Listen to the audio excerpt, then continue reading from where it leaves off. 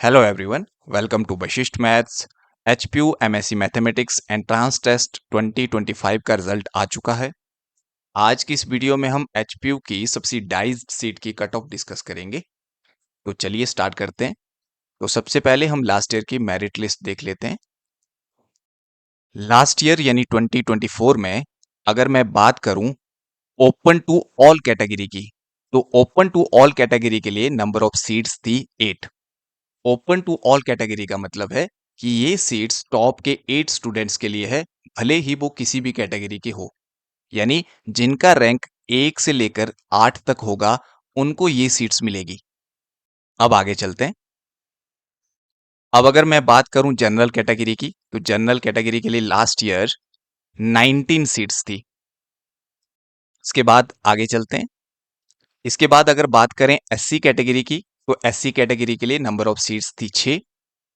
और इसके बाद अगर एसटी कैटेगरी की बात करें, एसटी कैटेगरी के लिए नंबर ऑफ सीट्स थी 3। और उसके बाद अगर बात करें ईडब्ल्यूएस कैटेगरी की, तो ईडब्ल्यूएस कैटेगरी के लिए लास्ट ईयर 4 सीट्स थी। और इसके बाद एक सीट लास्ट ईयर एसजीसी यानी सिंगल गर्ल चाइल्ड कैटेगरी के लिए थी।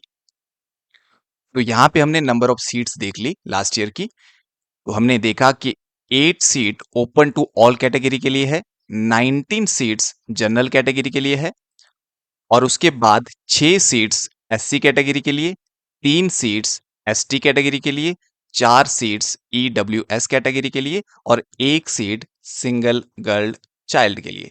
अगर आप टोटल नंबर ऑफ सीट्स देखेंगे तो टोटल नंबर ऑफ सीट्स 41 थी।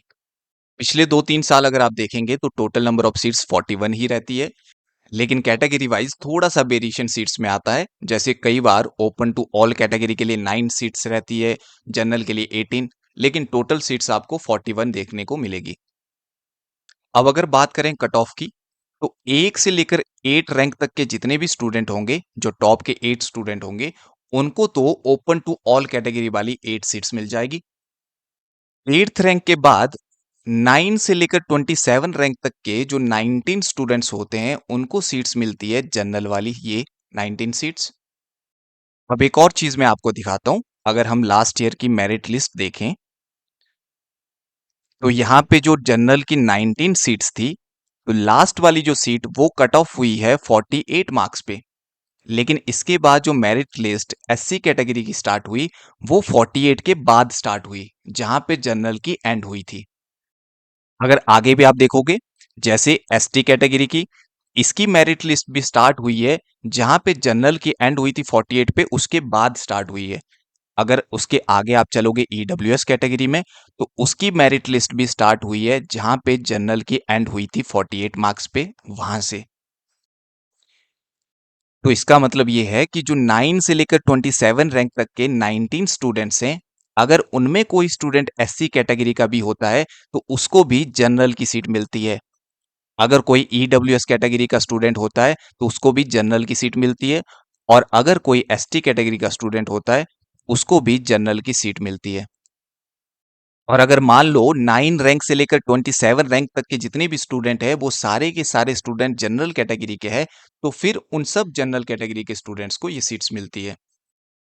अगर आप रिजल्ट देखेंगे तो आप देखेंगे कि ऐसे स्टूडेंट जिनके मार्क्स 55 या 55 से ज्यादा है, यानी ऐसे स्टूडेंट जिनके marks greater than equal to 55 हैं, ऐसे स्टूडेंट्स आपको 35 के अराउंड मिलेंगे। और इन 35 में से 8 जो स्टूडेंट होंगे उनको ओपन टू ऑल कैटेगरी वाली सीट्स मिलेगी। और उसके बाद 9 से लेकर 27 रैंक तक के जो 19 स्टूडेंट्स होंगे वो जनरल कैटेगरी वाली सीट्स में जाएंगे। लेकिन यहाँ पे और भी फैक्टर अफेक्ट करते हैं।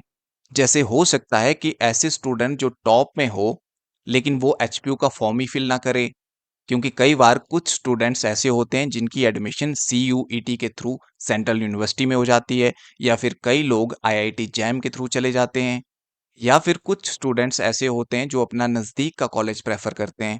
तो इन वजह से जो कट ऑफ है वो थोड़ी सी कम भी आ सकती है।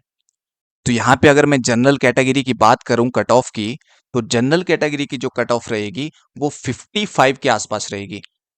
हो सकता है 55 से भी थोड़ी कम आ जाए, या अगर ऐसा हुआ कि 9 से लेकर 27 रैंक तक के स्टूडेंट्स में कुछ स्टूडेंट्स ऐसे हो जो एससी कैटेगरी, एसटी कैटेगरी या फिर ईडब्ल्यूएस कैटेगरी के हो, जिनको जनरल की सीट मिल गई है तो उस वजह से जनरल की कट ऑफ बढ़ भी सकती है। तो जनरल की जो कट ऑफ रहेगी वो 55 या इससे थोड़ी सी कम जा सकती है। अगर बात करें इसके बाद एससी कैटेगरी की, तो एससी कैटेगरी की जो कट ऑफ रहेगी वो नियरली आप 50 के आसपास मान के चल सकते हैं या इससे थोड़ी सी कम भी आ सकती है। बाकी ये जो है ये एक्सपेक्टेड कट ऑफ है। भी क्या सिनेरियो बनता है, कितने लोग फॉर्म फिल करते हैं, इन सब चीज़ों पे कट ऑफ डिपेंड करती है। बाकी आपको नंबर ऑफ सीट्स का पता लग चुका है तो आप अपने लेवल पे भी एनालिसिस कर सकते हैं।